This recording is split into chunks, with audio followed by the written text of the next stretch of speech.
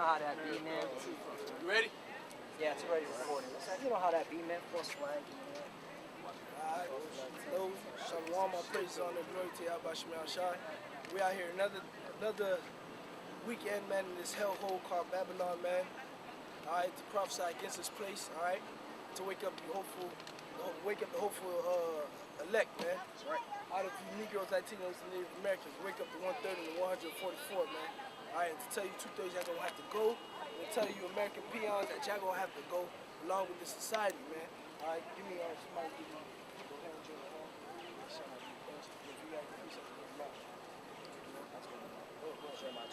Book of Jeremiah, chapter 28, verse 8. The prophets that have been before me and before thee of old prophesied both against many countries and against great kingdoms, of war and of evil and of pestilence. Read that one more time. Khan, Book of Jeremiah, chapter 28, verse 8. The prophets that have been before me and before thee of old prophesied both against many countries. Did not the Lord give Daniel that vision about the Babylonians, alright, the Medo-Persians, the Grecians, and the Romans, man? That's right. Okay? That was many countries in itself, man. God. And one or two visions, man. That's right. Alright? Good. And against great kingdoms. Against great kingdoms, man. Since the inception, the prophets of Yahawashi have been speaking about the destruction of America, man, and spoke about the destruction of other kingdoms, man, and prophesied the destruction of America, man. That's how we're able to read these scriptures today and apply it to America, man. That's right. Okay. Okay. What it was, a revelation, the first war, the second war was past, the third war coming quickly, man. Who's gonna be involved in the third war's war, man? America, man. China, Russia, Iran. Who's gonna be affected the most? America, man. America gonna get destroyed, man. That's right. You know? And that's our job to do, man. Alright, go ahead up. Of war and of evil and of pestilence. Of war, evil, and pestilence, man. Of war, of evil, and of pestilence, man. If you read the Bible, in the context it's supposed to be read in, and the Lord is supping with you, you'll see it, man. Jeremiah spoke about downfall of the kingdom in his time. Isaiah spoke about downfall of the kingdom in his time, man. Okay? Who it was that prophesied against Nineveh, man? Nahum prophesied about against Nineveh, man. And the same thing the Lord got us, because the scriptures say the spirit of the prophet is subject unto the prophet, man. So we're those same spirits coming back, man. We're those same prophets, man, prophesying again. But this time, it's just a different age, okay, in a different country, man, in a different nation, man. Instead of it being Babylon and Syria, it's America, man. That's right. It's America, man. Against and we telling y'all war coming here, man. It's war brewing up in the Middle East already, man. Shit, North Korea just successfully launched an ICBM, man. And North Korea, as proud as them motherfuckers is, them niggas said they shit can hit anywhere on Earth, man. That's right. All right, yeah, man. In America, got it deemed that it could hit that ICBM could range to hit Alaska, man. So North Korea got that technology down packed now, man. They got short range, medium range, and now they got long ranges, man. So they ain't playing that shit. That's right. Hey, man, all you gotta do is keep your eye on the news. You'll see. Shit, you never know. Japan might be next. Japan might be alright since North Korea got that shit, and them niggas hate me. I need to get some shit, man. Alright. And then next you know, it's gonna be an ongoing, a strong ass nuclear pursuit, man. All those countries that don't have gonna be wanting to get. They gonna forget about the protection they got from the bigger countries and want to get some on their own, man. That's beautiful you said that, because the Secretary of Defense, okay, Mad Dog Mattis, even stated that when North Korea shot the ICBM, he was like, we're still analyzing it. We're still analyzing its capability. Wait a minute. You talk about a multi-billion-dollar defense, okay, country that it's puts nothing but it's all of its money in the defense. It's still analyzing a small country like North Korea. That goes to show you, man, that America's weak, man. And all these nations are seeing it, so they're gonna pursue, so like the brother was saying, gather up their arms, man, and get their nukes ready. That's right.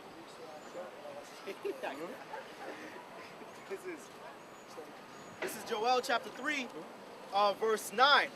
Proclaim ye this among the Gentiles, prepare war, wake up the mighty men. Yeah, man, and that's our job, man. Even though we come out here to wake up the 12 tribes of Israel, our other job is to proclaim amongst the Gentiles, man, amongst the world, man. The Lord set us up to prophesy against the whole world, man. Tell the whole world war is coming, man. Right. All right, go ahead. Wake up the mighty men. Let all the men of war draw near. Let them come. Yeah, man, wake up the mighty man. Let all the men of war draw near, man. So we telling you motherfuckers that World War III is coming, man. That's right. And we telling y'all, like, hey, get y'all shit ready, man. Get y'all shit ready for war, man. That's right. Right? It says in verse 10, beat your plowshares into swords and your pruning hooks into spears. And that goes into those countries turning all their agricultural gain into military defenses, man, or into military uses, man. They're no longer taking the money they make from the farming and from the agriculture and putting it back into their society.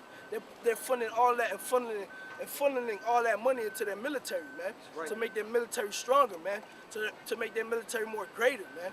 Right? Let the weak say, I am strong. Yeah, let the weak say I am strong, man. North Korea was considered a weak nation because they had no nuclear capability, man. Now North Korea could confidently hold their nuts and tell America, fuck you, man. That's right. You can't do shit to me. If you try me, I'm gonna bomb your ass, man. That's right. That's North Korea saying that's North Korea done went weak to strong, man. And that's gonna be the rest of these other countries, man. That's all right. these other small countries, they're gonna be pushing for that nuclear missile, man. So they could be able to stand up against America and against Russia and against all the other quote-unquote oppressing countries that's oppressing them, man. That's right. You know, go ahead. Assemble yourselves and come all ye heathen, and gather yourselves together round about. Thither cause thy mighty ones to come down, O Lord. Let the heathen be wakened and come up to the valley of Jehoshaphat. Yeah, man, let the heathen be wakened, let them come up to the valley of Jehoshaphat, man. What's the valley of Jehoshaphat, man? That's the mountain of decision, man. The valley of decision, man. That's where the Lord gonna judge all these other nations that are military, man. And it's been going on, okay? It's been going on. And I remember I made a video on that where I just mentioned the countries that's been there. Hey, man, since the fucking early 1900s type shit, man. 1950s and 60s and stuff. Them countries been in the Middle East, man. Slowly just making their presence be felt, man. Whether they were obligated to go because of treaties, like NATO and the EU, whether they were obligated because they were under a treaty. Hey, if one country go, we all go, or whether they went by themselves, man. Okay, they're all in the Middle East, man. China just recently made their presence there, man. What does China have to do with the Middle East, man? China physically just made their presence there recently, man. For what reason, man? For what reason alone? Because the Lord waking up these heathens to bring their asses to the Middle East, man. So that valley of Jehoshaphat, so they can all get judged, man. God, Right. that's beautiful you said it, because China's now training serious army for medical, okay, type healing, all right? So that's why they're like, hey, you know, China's like, hey, we'll teach you Hassad, we'll teach your military. So China's back in Hassad, along with Russia, man. Along with Iran. Let the heathen be wakened and come up to the valley of Jehoshaphat, for there will I sit to judge all the heathen round about. Yeah, so that's where the Lord gonna sit and judge all the heathen round about, man. How the Lord gonna do that? In his chariots, the Lord gonna make his presence be known. In the chariots, somebody give me that thirst fight, man. Second Bubba Shot. Get that for me, man. Cause they gonna see the Lord. They gonna see the Lord in the presence of the angel and the angels in the sky, man. That's what the Lord gonna judge their ass. They're gonna be spooked, but the Lord gonna put in their spirit to fight, man, so they can get their asses judged, man. You know? Yeah. Put ye in the sickle, for the harvest is ripe. Ooh, put ye in the sickle, for the harvest is right, man. That's that? Hold that. Go ahead. Out.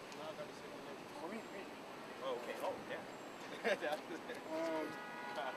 This is second Ezra's 15, you want me to start in the beginning where they seen the chariot? Yeah, go ahead. 15 and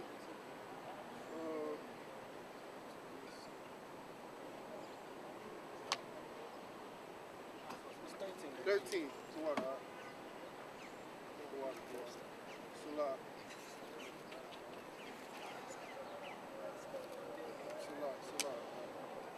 13 and 5. And after this I beheld, and lo, there was gathered together a multitude of men out of number from the four winds of the heaven to subdue the man that came out of the sea. But I beheld, and lo, he had graved himself a great mountain and flew up upon it. But I would... Salaki, obviously. Start over. Let me show. 2nd Ezra 13 and 5. And after this I beheld, and lo, there was gathered together a great multitude of men out of number. Yeah, a great multitude of men out of number, man. Go ahead. From the four winds of the heaven to subdue the man that came out of the sea. Okay. But I beheld, and lo, he had graved himself a great mountain and flew up upon it. But I would have seen the region or place whereof the hill was graven. Yeah, because it wasn't actually a mountain, man. That's why Ezra couldn't see where that mountain was graven out of, man, because it was a chariot, man. The fathership. So we would call it, man. You people would call it the mothership. UFOs. We call it the IFOs, man. Ezra saw a chariot, man. All right, he saw a chariot, and he saw a whole bunch of people gathered around to fight that chariot, man. To fight Yahawashi coming out the heavens, man. All right, go ahead, up. And I could not. And after this I beheld, and lo, all they which were gathered together to subdue him were so afraid, and yet durst fight. Yeah, man, they were so afraid, but yet durst fight, man. Reason being why they were so afraid, because come on, man. You see it in all the movies, man. You see it in all the movies. Battle of LA, when they Battle of Los Angeles, when they see the chariots, them niggas get spooked.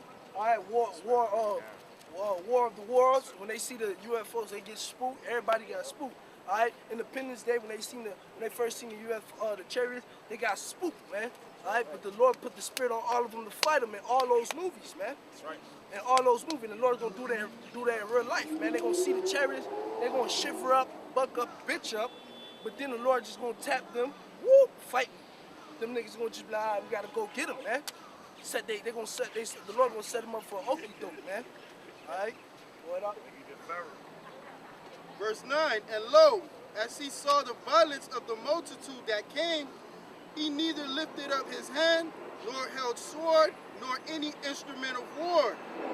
But only I saw that he sent out of his mouth, as it had been a blast of fire, and out of his lips a flaming breath, and out of his tongue he cast out sparks and tempests. Yeah, man, so, hey, imagine that. You just see nothing but, you gonna see the fucking fighter jets flying around the chariots, shooting the chariots with all type of Tomahawk missiles and fucking 50 cal, 120 cal machine guns.